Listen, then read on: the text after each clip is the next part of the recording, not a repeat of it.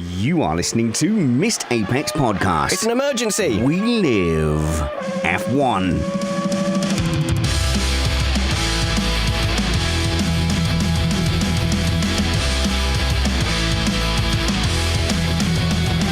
It's the first of two emergency drop-ins. We're going to have Stuffy and Chris and Matt Trumpets join us later on in the shed. But for now, it is Joe Sayward here to talk us through the stuff. Joe, I hope you weren't planning time off as a journalist, because the FIA and Mercedes have ruined it for you. Well, I think Ferrari has something to do with it as well, but that's another issue. As we speak, at this very moment, Toto Wolff is standing up in Brackley telling everybody that Lewis Hamilton's off to Ferrari in 25. I believe. I don't have a cam inside Mercedes, but I'm told that's happening. And I presume that sometime later this afternoon, Ferrari will announce that Lewis is joining them. So there you go. Now, if you'd asked me this at 9 o'clock this morning, I would have said no chance. Yep, same. Because that is what happens with the Ferrari Lewis Hamilton rumours. And I think even in the middle of the morning, I replied to somebody who asked me about it.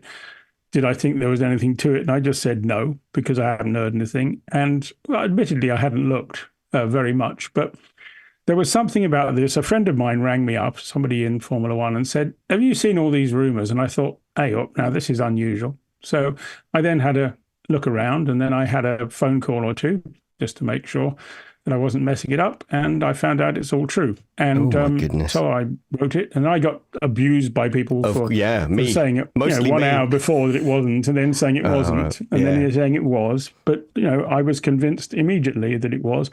And incidentally, it looks like there's a fabulous thing from Karun Chandok on the internet, on the Twitter feed, or X, or whatever you call it right now, which says, the power of Lewis Hamilton brand, Ferrari's share price jumped 6% today. On a market cap of 66 billion, that means it's 4 billion worth of extra value that Ferrari has this evening, or will have this evening, and maybe even more when they announce Lewis. So, it's only notional value, but nonetheless, it gives you an idea. Lewis can move markets. And this has taken the world absolutely, this has stunned everyone. So if Joe Sayward didn't know that this was about to happen, they've done an amazing job at keeping it close to their chest. Isn't that unprecedented, really, that you get those kind of... No, not at all, because this is exactly what happened when Lewis did it in 2013 with Mercedes. Nobody thought it was going to happen. He just stayed at McLaren, da-da-da-da-da. And I think what's happened is that Fred Vasseur, who incidentally, you've got to remember, Fred Vasseur and Lewis Hamilton go back to Formula 3 days, and they're old mates, and they won 2 championships together. Before Lewis came into Formula One. So it's a bit of a complicated set of relationships, because Fred Vasseur and Toto Wolff are supposed to be best mates. In fact, one was the other's best man. So I'm just wondering whether or not they'll be taking Shetty together in the future. It's just such an unexpected move. So I know there's the lure of Ferrari, but all the talk was super positive about Mercedes. Yeah, but if you offer a guy at 39 years of age, 10 million more than the other people, or whatever it is, I'm just making that up. But if you offer him a par more money, and he thinks, if you can convince him, that car wasn't too far off the Mercedes pace last year. It was a quick enough car. It's not necessarily going to get anywhere near Red Bull. But what you can do in 2025 is to sort of move towards the new rules. I would say that Lewis probably has a deal for 2 years, and that he'll see what's going. He'll take a look at the 26 car when it runs, and if it's a car that can win him a world championship, he'll stick around. If not, he'll just pack up and go away and spend all his huge amounts of money. Yeah. But obviously also there's some change of foot, because Lewis ditched his management the other day, and there's a sense of that I thought that was a little bit odd. There's a sort of feeling of instability and things changing, and maybe that's part of it. Maybe it's just me reading things into it. But, Lewis has generally been considered to be a Mercedes man from the beginning, and him and Toto have been very close. But at the same time, they haven't won much in the last couple of years. And maybe Lewis wants to try and do something. Everybody everybody who's a racing driver wants to win with Ferrari. The problem is that a lot of them go to Ferrari and don't. And if you look at the disappointment that Fernando Alonso or Sebastian Vettel had when they went to Ferrari, and even before then, years before then, you had Prost and people like that. It's not necessarily something that you want, but you do want to have been a Ferrari driver, because that puts you on a level among fans, perhaps, that is a little bit higher than the others. I mean, I'm not quite sure I understand why. I can see why Ferrari want him and would spend a pile of money on him. And, because they are going into this season will be their worst streak of losing in the history of the sport. That is quite something. Now, if Fred Vasseur is to fail again, he might, if they didn't win the championship this year, he might survive through into next year. But at the end of next year, he wouldn't survive. Having signed Lewis Hamilton, he's got more chance of survival now. So there's a little bit of that in there too. Of course, if it doesn't work out, then he's dead meat. But, if it does work out, he'll be smiling. Well, he'll be Fred Vasseur smiling, A little sort bit of Winston Churchill-like smile. A Mona Lisa, Frederick Lisa. Well, no, he does smile, but he looks more and more like Winston Churchill as the years go by. I don't know what that's all about. I'm not here to critique the aesthetic appeal of Fred I'm Vasseur. not critiquing this. I'm just saying, it's getting so good that I actually checked the two side by side the other day. So a little bit to see how they compared, and it was quite startling anyway. A little bit of Missed Apex admin here. It's obviously we arranged this with Joe to talk about Andretti, and the Lewis Hamilton stuff is unfolding. The Missed Apex crew is going to gather in their masses, and we're going to do a deep dive into wild speculation. Joe deals in facts, but we're going to wildly speculate and see what that means for the rest of the driver market a little bit later this afternoon. But the I can live tell you chat, a bit of that too, if you like. but the live chat here is saying to you that they're a bit upset, a couple of people. Are we saying that About Lewis what? is motivated only by money? No, I don't think it's motivated by money. I think it's motivated by money and hope, because I think Lewis is... Lewis wants to win his another title for sure. And if he thinks, if Fred has convinced him by showing him budgets, it's the same thing that Niki Lauda did with him at Mercedes. If he's done a job on Lewis that has convinced him that Ferrari will be a winner from 15, it's probably unlikely to happen in 15, but 16 onwards, you can see why he's done it. Yeah. But, the danger is he might get beaten by Leclerc. Well, I think there's a bigger danger, isn't there? So he's dismissing basically out of hand that Mercedes are going to have a good car over the next 2 years. What happens if they have a good car this year? He wins the He's championship. going to look very foolish. They win. But, He could win the championship this year and then leave. I say that, but yeah, you can win the championship and leave a team. It wouldn't be the first time, would it? Ask Damon Hill, Alain Prost, and a few others as well. Nigel Mansell, I think, I think Williams did 3 in a row where they dumped the world champion at the end of the winning year. Just such a weird decision for me. So, it feels like he was definitely the number one driver at Mercedes. Surely he's not going in there to Ferrari of all places as not the number one driver would be murder. So he has to be the number one driver.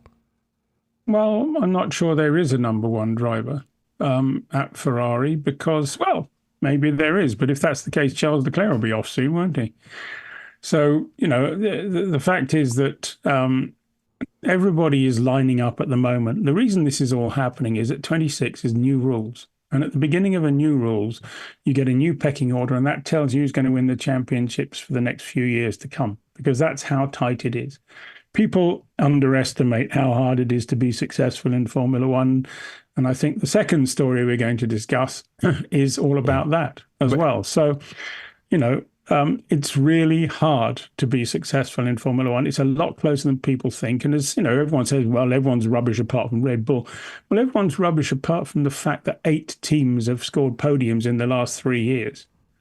5 teams have won races, and all 10 teams have had a car in 5th or above in the last 3 years. So it's pretty tight. It's such a marginal decision between moving teams. It's just that it just feels like it was No, but out of nowhere. the margin may be made up by a couple of zeros.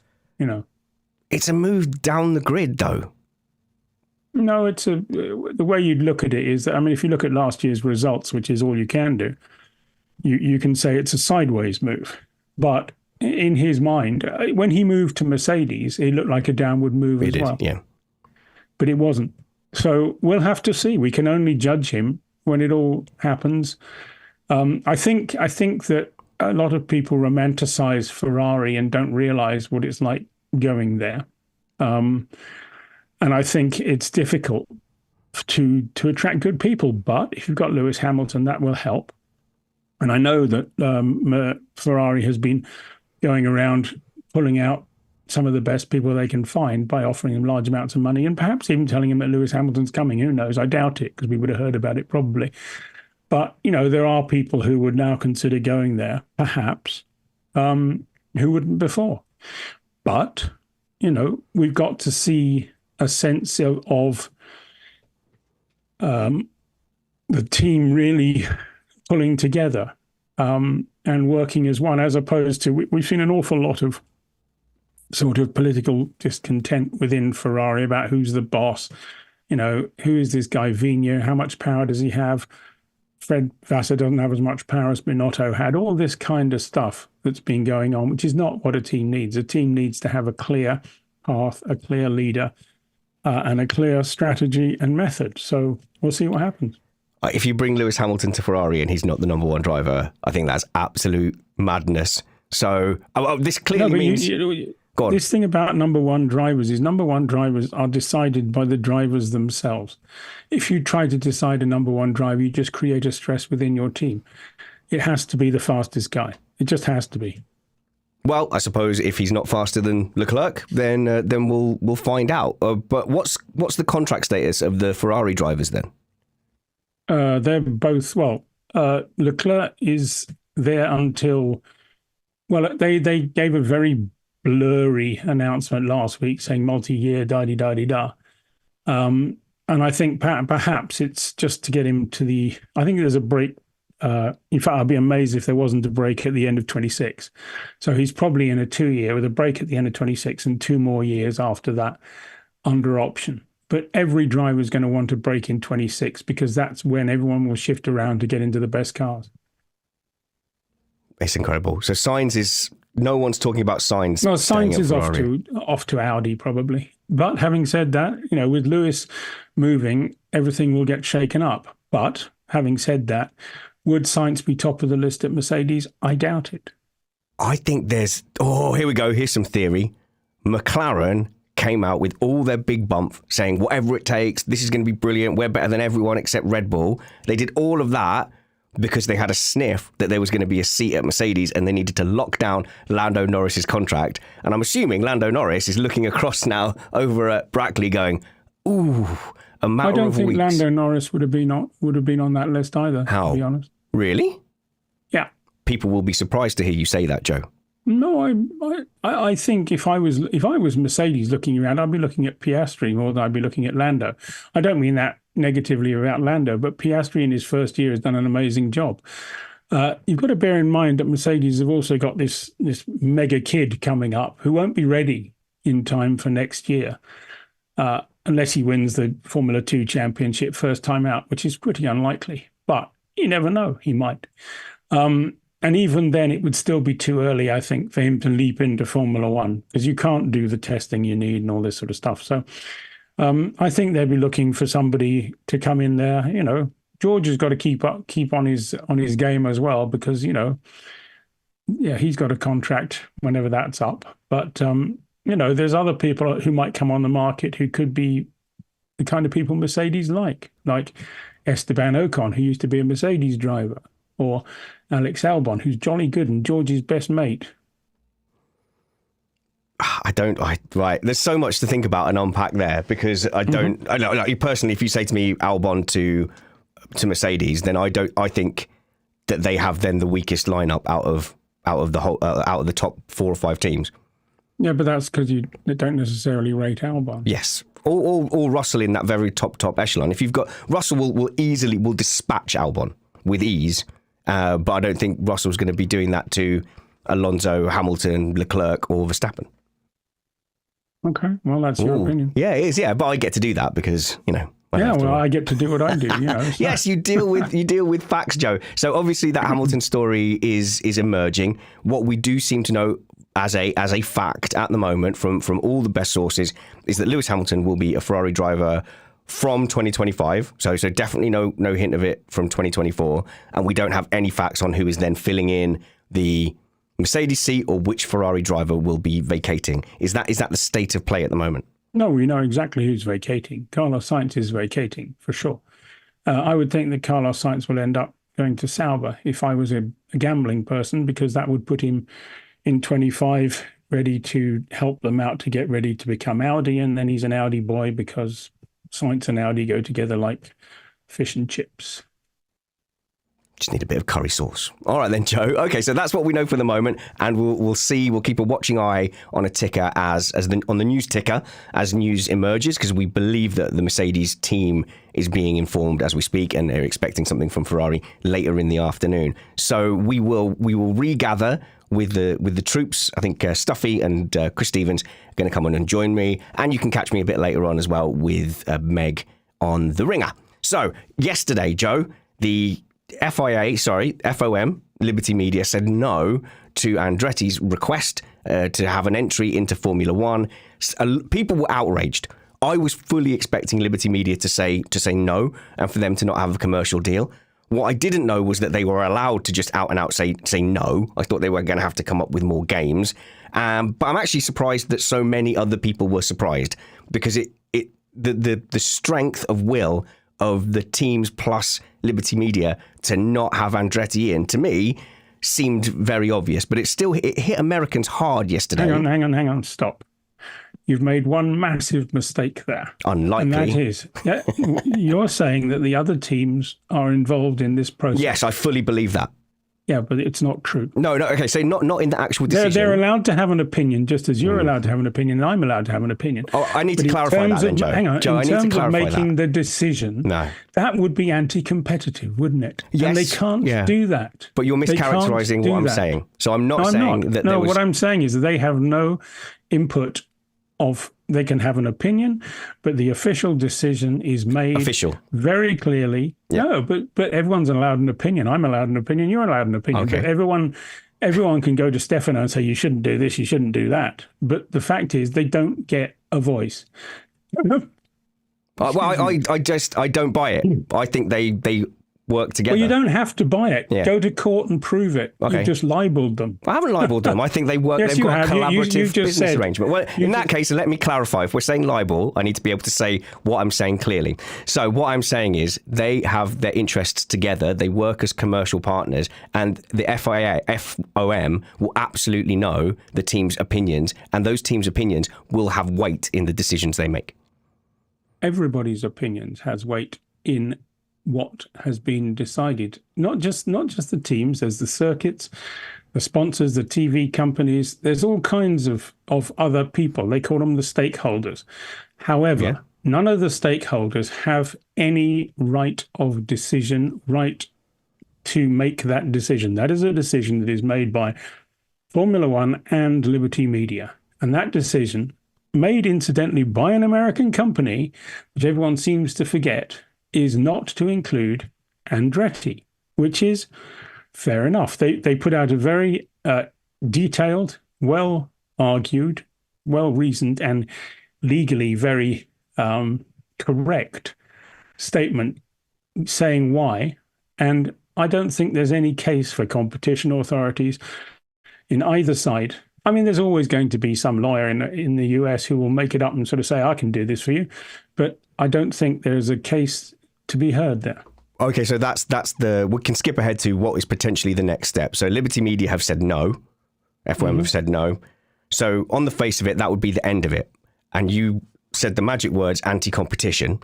So would the EU is probably the most likely body that people would be looking to if they were making a challenge that would constitute being competition law is a very complicated business, but there's one element to it which runs through the whole thing, and that is it must disadvantageously affect the general public. Now, this doesn't disadvantageously affect the general public because they're not actually invested in anything to do with that. They might like to see a couple more cars running around the back, but it doesn't disadvantage them in any competitive way, and that is a key element of competition law. Now, I understand that there's 100 barrack room lawyers out there, and you can say I'm one as well.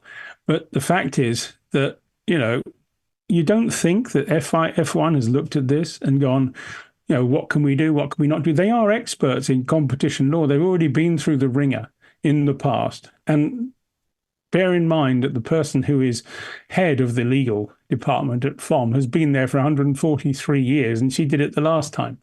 They went through all this stuff with the EU, so she knows how it works. And I thought the statement they made was very sensible, logical, and legally sound. Now, that doesn't make me, as I've been accused of lots of things today by wildly irate Americans who don't understand that modern F1 fans have never heard of Ayrton Senna. But, I'm afraid that if they haven't managed to convince Formula One, an American company, that Andretti's a good idea, whose fault is that? The perception is that it wasn't a fair, in good faith, that there was never really a chance. The answer was always no, and they've come up with reasons to back that up. Perhaps it's because Andretti, if you go to a party and you want to go to a party and you knock on the door and they say, "Meh," so you kick the door down, are you going to be welcome at that party? No, you're not. Andretti did it all wrong. From beginning to end, they did at some point actually stop berating everybody in the press, which was their first mistake, was just to make a lot of noise too early. And after that, they shut up a bit. They listened to a few more wise heads, and they did it another way. But that wasn't enough. Now, the argument about driving out GM and all the rest of it. GM's perfectly capable of coming in. Actually, coming in with Andretti was never a good idea because an engine manufacturer with a new engine would want to come in with an established team, so at least you have something solid. And you can't have two things that are new because you don't know what's wrong if it doesn't work. You need to have a steady pair of hands to help you out. I'm going to challenge a lot of what you've said, and I hope you'll take that in the spirit of curiosity. You can challenge it as much as you like. You ain't going to change my view on it. Pretend journalism. Well, it might. You never know if it's sensible. Okay, well, it's me. You know me long. It's not going to be sensible. Don't set criteria I can't meet. You're not Liberty Media assessing a team entry. So I don't know about that. So there's a couple of things. So firstly, a lot of people thought that the FIA entry meant that they have a place on the spot, a place on the grid. No. See, that was very, very misunderstood then, because a lot of people thought the entry basically means they can go and that the FOM could only reject them on safety grounds. Now, the statement they released had nothing really about safety. It was all various. It's got nothing to do with safety. The FOM has nothing to do with safety. The FIA deals with safety. Yeah. The amount of rubbish I read on the social media about people confusing FOM and the FIA and what they all do, people don't have a clue. Now, there is a problem with that. One is that the whole process is secretive. It is not transparent because it's all part of the Concord Agreement, and that's not public information. It should be. It should be, and then we wouldn't have this. But having said that, your average fan isn't going to wade through a great long article explaining how decisions are made. They'll just pick up what they think they know. I mean, it's extraordinary, some of the things I've had to sort of bat away in the last 24 hours. People's belief that this is caused by the FIA because of this and because of that. The fact is the FIA was told, we really don't need to have any more teams. And then they went ahead and did it. They dug a hole and they walked straight into it. I've already mentioned that. That was Mohammed bin Sulayem trying to, I don't know what he was trying to do. Maybe he was trying to show his muscles, but in the end, he dug a hole and he walked into it. And so they've got this mess on their hands. Now they've got to find out a way of fixing it. And there is no way of fixing it because if the FOM people do not think that Andretti will be good for the championship under the terms of the Concord Agreement that we don't know about, they have a right to say no. This much I can tell you. Now, do they have a right to say no again next year? Because the Concord Agreement, at the end of next year, there's a new Concord Agreement coming in for 26.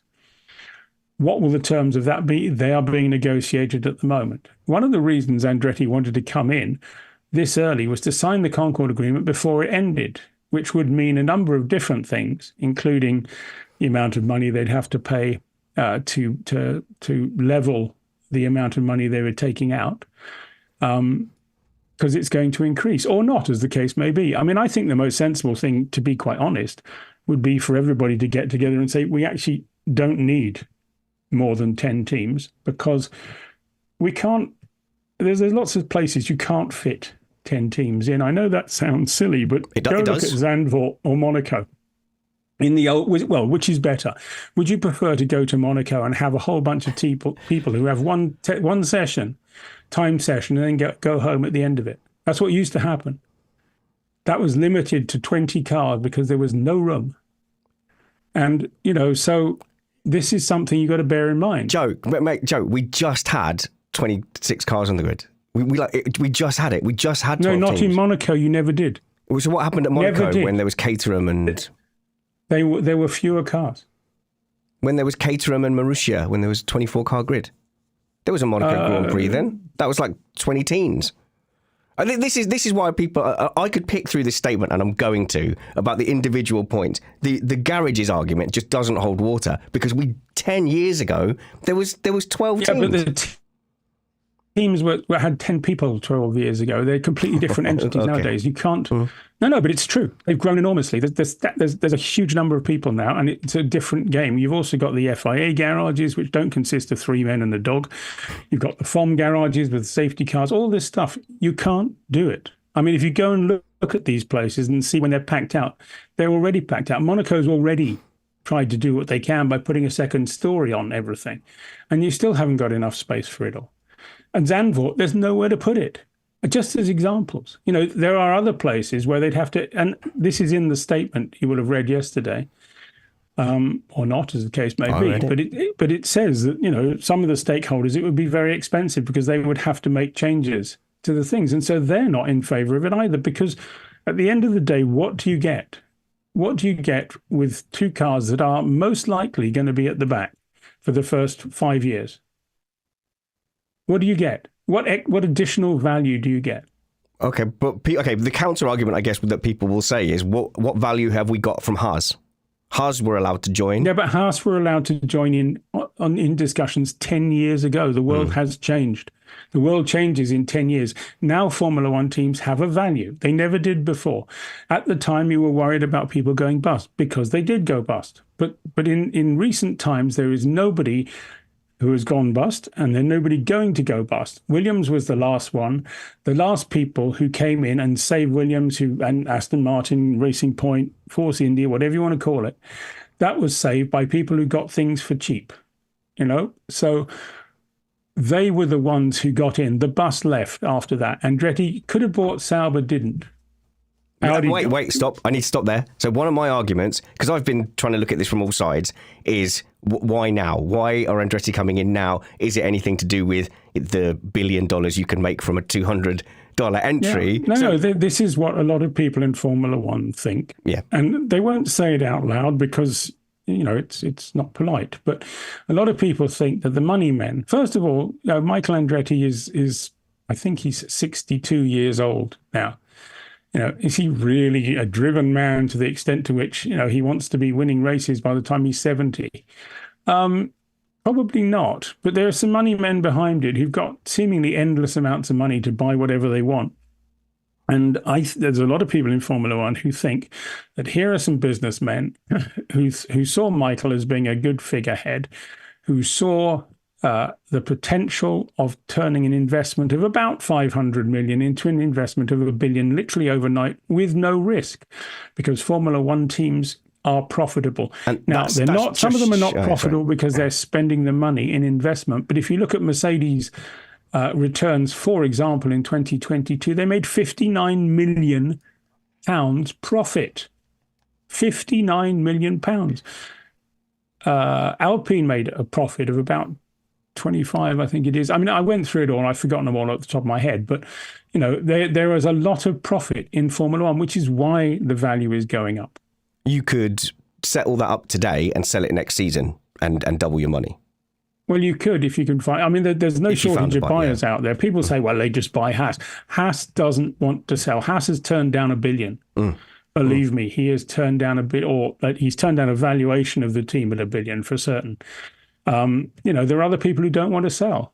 And why would you sell right now? Because I think, and a lot of people think, that $1 billion, $1.5 billion is still undervaluing what the teams are going to be worth in a few years from now.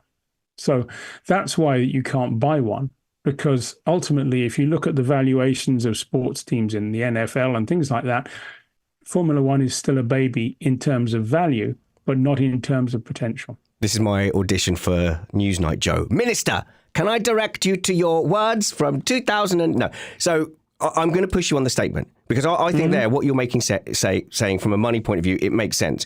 The teams that are in now rose this journey. So the teams weren't worth that when they entered. Now, altogether, in my opinion, together they've grown it together as commercial partners, and it's worth a fortune. So basically, what you're doing to a new entrant is saying, okay, see what we've built up. We're just going to give you some of that.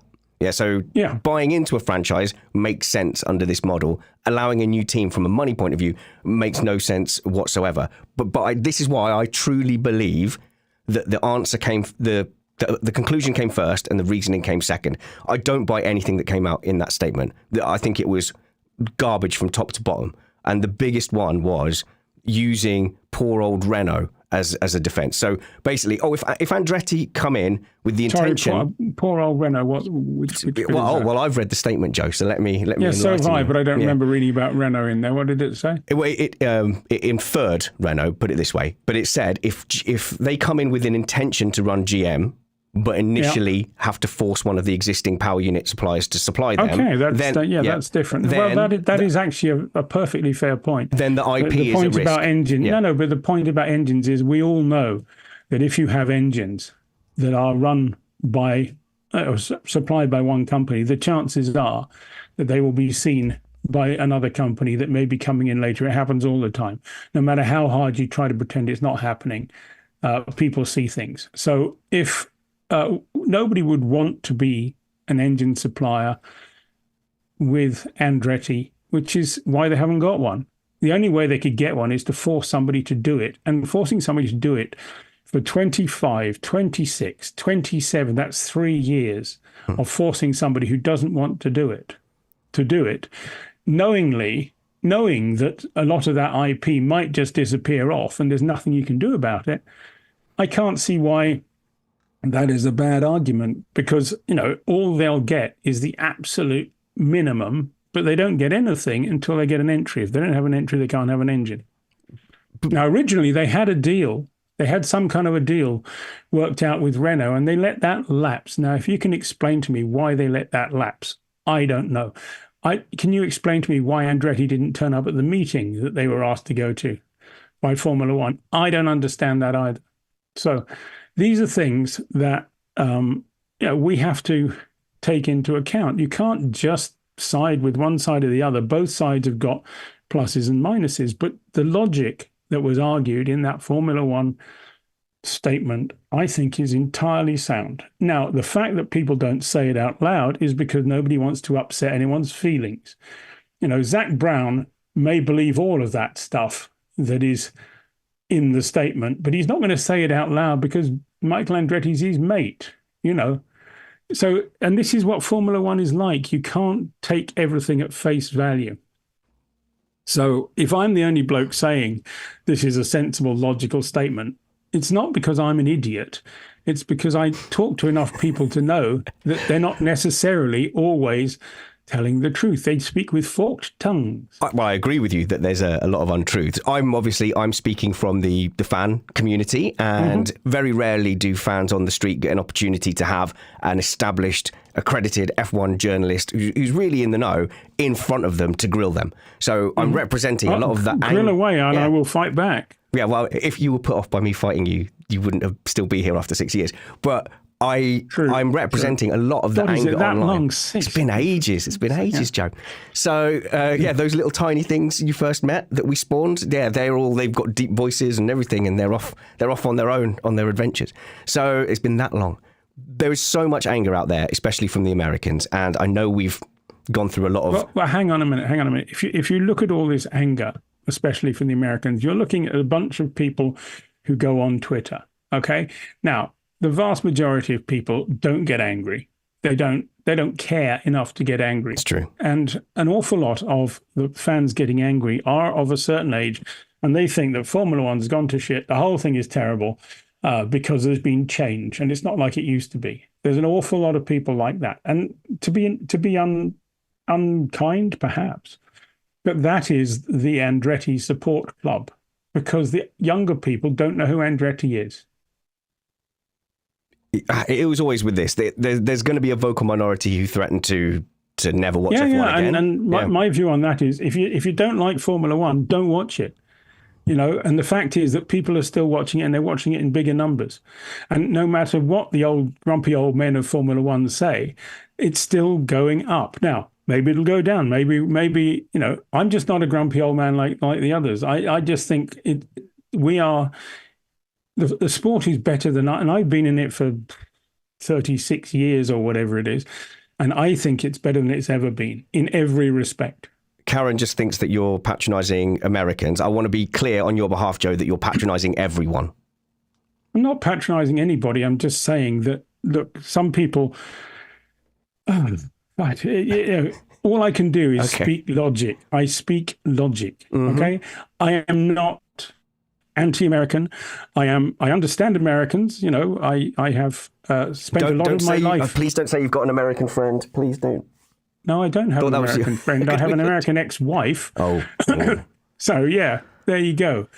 So I understand America because I spent a lot of my time there, and I understand the mentality. I understand lots of things about it, and I think that we have to be sensible about this, and this is why logic comes into it. And this is what I'm arguing. And this is what that FOM statement argued. It's logic. It's not emotion. But it's not fair. They're Andretti. Yeah, but Andretti. Where's the Andretti brand? What's the value in the Andretti brand? I have a logical thing, since you like logic. The FIA criteria was laid out. Plain and simple. And Andretti jumped through the hoops and satisfied those criteria. Other teams didn't. Well, do you think High Tech didn't? Well, then why were they rejected? That's a very good question. And there's probably a lawsuit going on, at least threats of one, at the moment as a result of that. Okay. I think, I just think the whole thing was started out as a foolish idea, and it has just snowballed as a result of a foolish idea. And this is, the best way for Formula One to go forward is not to pick up a weakling and try to make them strong over the next fight. Joe, that's going to upset people. But it's true. Has Andretti ever built a race car that they didn't buy off the shelf? No. So how do you think they're going to build two brand new cars, which are going to be competitive in Formula One in their first 2 years, without any infrastructure to start with? It's mad. Don't all F1 teams start in that position? It's not realistic, and that's what F1 is saying. Okay. It's not realistic. F1 is hard. BAR, Toyota, had they built F1 cars before they came 150 years ago, yes. The world has changed. It's a much more complicated. We're talking, Toyota is 20 years ago. Oh my God, don't say that out loud. But that is the truth. I hear all this rubbish about stuff that happened 10 years ago, justifying this and saying, well, it's not fair because Haas got in. Yes, they did, but the world was different. The world has changed. What is to say that Andretti haven't got a plan to hire the staff that will be able to do it? Thank you, live chat. Well, there's nothing to say that they can't do it, but they've got to get an entry first. They've got to convince people to let them in before they can do that, and they haven't done that. Why were they so far down then with their Formula One plans? They've got models, F1 stuff. Have they been told that there was a realistic chance of them joining? And was the criteria from FOM laid out beforehand? Was there a set of hoops they had to jump through that they then didn't? Well, the FIA had a clear set of hoops which they thought they jumped FIA, through. FOM though. Yeah, so maybe the FIA told them they got a good chance of getting in. I don't know what the FIA told them. All I know is that whatever the FIA told them, it wasn't perhaps. I mean, Michael Andretti came and he visited the paddocks of Formula One and was basically told by everybody where the situation stood. And if you don't want to listen to that, or if you want to do it your way, if you want to kick down the doors and you want to shout about it and make a fuss, fair enough.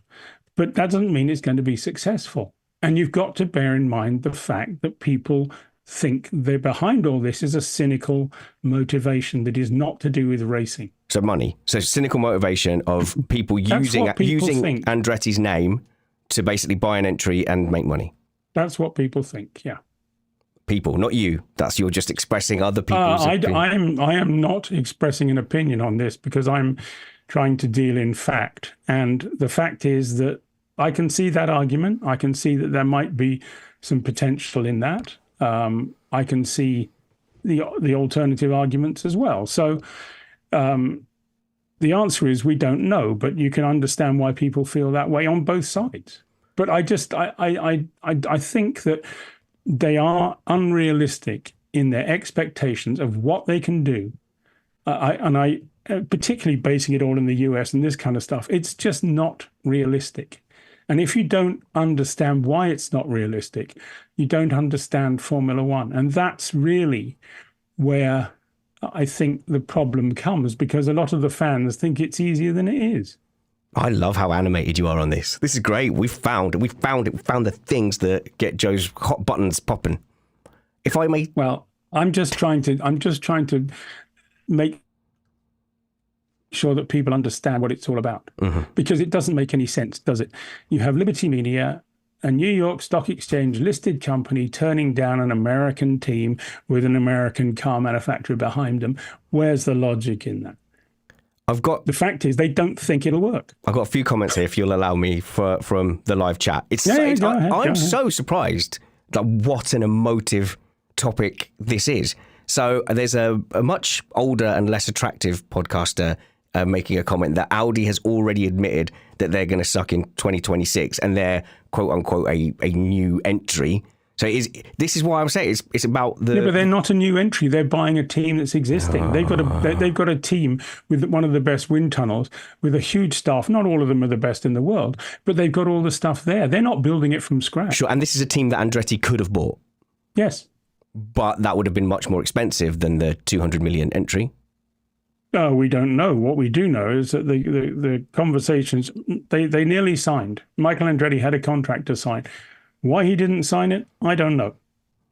Christopher Fonseca says, aren't we in a loop here? They can't get in because they can't because building a car is hard. So they can't hire people to build a car, but then they'll need to get people in before they can build a car. And you're kind of in a loop. But I think that's the point. But that's a loop. Actually the whole point of it. The point is that the existing 10 teams are now so far ahead of where you can be that anybody starting out, it makes no sense in any way, shape or form to try and start and build one from nothing to catch up with the others. The only thing that makes sense is to buy one of the 10. Yep. Now, that's not because people want to make a profit, because that's the sensible way of doing it. Now, the problem is that since Andretti started, the growth rate of value of Formula One teams has gone through the roof. And so, everybody thinks, well, it's because they're all greedy. They won't sell it to Michael. But the fact is that, if he'd come along with the amount of money that he wants to spend, perhaps he would have got in already if he'd spent it 18 months ago. Okay. I don't know the answer to that because I don't know the numbers. But what I do know is that I think the whole thing has just been a bad strategic thinking, I think. Now, I know there are people who think otherwise. Fair enough. But, I'm just trying to make sense of the whole thing for everybody to understand. Because, on the surface, this whole sort of anti-American thing. It's been taken as anti-American. It has been. Yeah, but it's not. How can it be anti-American if the sport is run by an American company? The state, And where the target incidentally for growth is America. yeah, and that's what a lot of people are saying. It's a massive shot in the foot to Yeah, but they're not stupid people at FOM. This is which I find utterly amazing. All the fans seem to think that these people are all stupid. They're not stupid. They've thought this all through, and they've been to lawyers to make sure they've thought it all through properly. These are very intelligent people who've built a very, very successful company. They're not just a bunch of hicks with six guns who are just going in there and blasting people out the way because it doesn't suit them. It's just mad. This is a professional, very successful sporting international organization that has thought everything through. But the way they've phrased that statement means that, and this makes me very sad, it's 10 teams forever. No other entry can now get in. Look. In some sporting leagues, there are limited numbers of people. There are leagues that are closed leagues, and there are leagues that are open leagues. You can have relegation and promotion and all this sort of stuff, or you can just have a franchise and you buy a franchise if you want to. To a large extent, the NFL is about you buy a franchise if you want to. There are very few. I think there's a possibility. I'm not entirely sure because I don't follow it that closely, but I think there's a possibility of new franchises if somebody goes bust. There you go. There's that, yeah. But nobody's going bust. That's the whole point.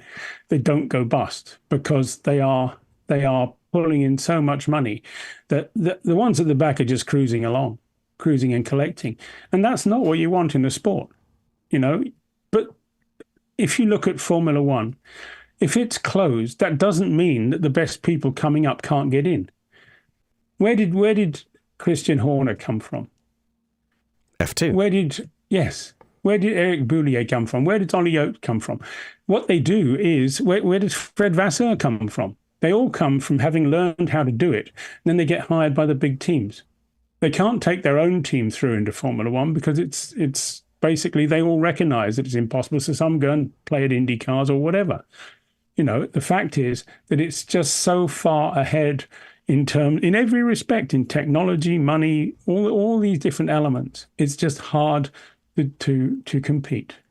Joe, I am left with a bitter taste in my mouth. I am glad to get your opinion, and on the face of logic, you're in a much better position than me to know facts and having spoken to people. I will just say, I think the overwhelming view from the outside, and this might be a branding issue and a perception issue for F1, is these three basic tenets coming out of it, which is A, the interests of the teams and the FOM are aligned and they act together. 2, that statement was the answer first, the conclusion first to an answer they already knew. And 3, that this decision is purely motivated by the finances of it and the maths, and it was nothing to do with the sporting aspect of it. F1 has to deal with the fact that is how the world out there has. No, the world out there is what you read. The world out there is what you think, which is some grumpy people on Twitter. It's not what the whole world thinks.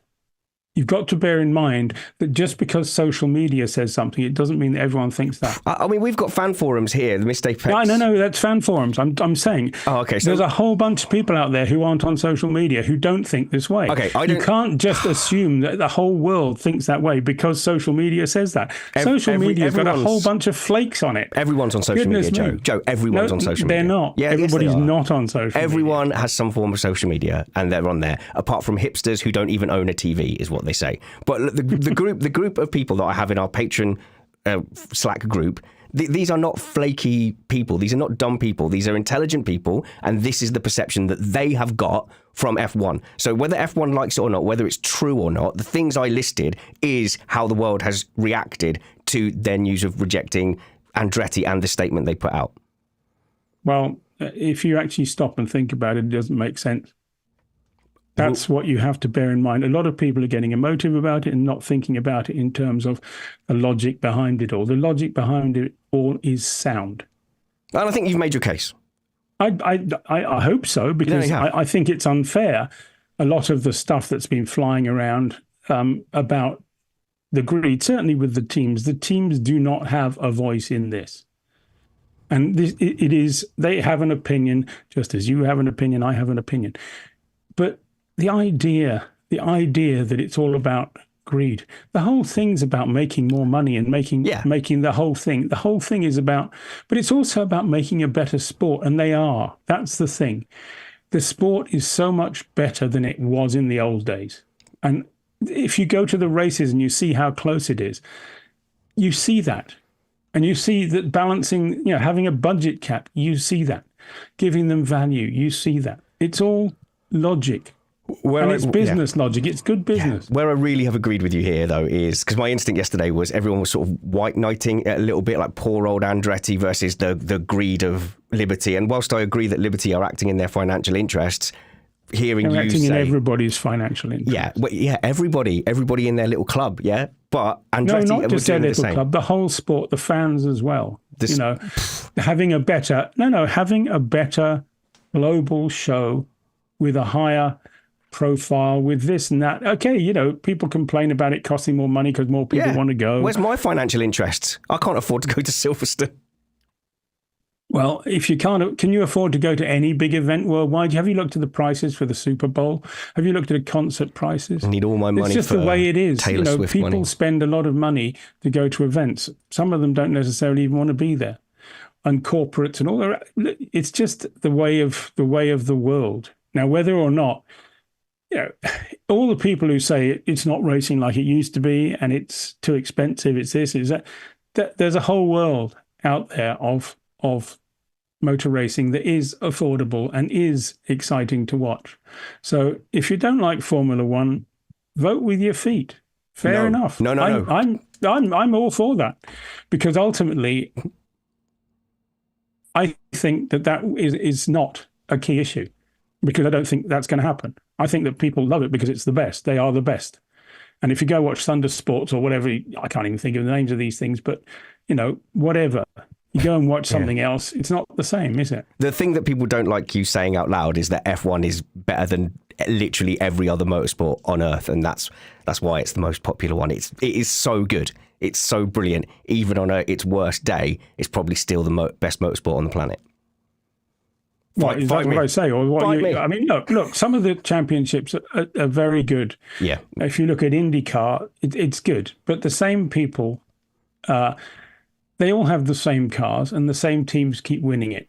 Okay, so if you look at the numbers, you have Penske and Ganassi, and then you have a big gap down to the rest. And if you look at the percentages, it's massive. So, it's not the same level. Okay, it might produce a good show, but is that what you want? In NASCAR, they have, forever fiddling with things with debris yellows, and their knockout competition to decide who the champion is just laughable, I think. But, they think they're the best in the world. So, what do you do? The fact is that all you can do is go ahead and see if people vote with their feet or not. I just don't think they will. I think that people want Formula One because Formula One is the top. And I think people are beginning around the world, that has become more understood than it used to be, because it used to be a very Eurocentric sport under Bernie, who didn't want to build it too big because he was happy making enough money. He's smart enough to know that he could have made it bigger, but he didn't. Joe, I like these arguments. I think we should argue about more things. Next up, I think Spanish wine is just as good as French wine. That's the topic for... Oh my God, I just saw your eyes twitch. God. It really isn't. You'll be telling me next that French white is as good as New Zealand. The difference from border, just cross the border and then go to a supermarket, and there is a shocking difference. It's crazy. But Joe, thank you so much for your time. We're building up to the start of the season. People can, of course, get your post-race magazines 6 hours or so after the Grand Prix by subscribing to Grand Prix Plus magazine. Pay once and get it all throughout the year in PDF form. And where's the best place to find all your links, Joe? We used to search Joe Blogs F1. Flatoutpublishing.com. Flatoutpublishing.com. Isn't that Mika Hakkinen's phrase? No, flat out. It's not. I thought it's mine. I think he briefly had a Flat Out podcast for 3 episodes. Well, he might have had a Flat Out podcast, but it's mine. It's yours. Okay, Joe Saywood, It's all mine. the most experienced F1 journalist in No, I'm all not. of F1 history, up against a dude in a shed. Goliath and David's story, where let's call it a draw. Joe Saywood, have a fantastic afternoon. Call it a draw. We'll if you like. call it a draw. I'm not calling it a draw. So there you are. Until next time, guys. I'm going to go and see what's happening with Lewis Hamilton. Work hard, be kind, have fun, argue with experts, and don't be afraid to take the red pill. See you later. Thank you very much for that, Joe. Joe, we're still live, but I just want to take the opportunity to say thank you for the spirit of that, and I'm glad you don't mind rolling with a few punches. I feel very strongly about it because I just see all this tosh being written and thrown around, and I just don't think it's right or fair. So.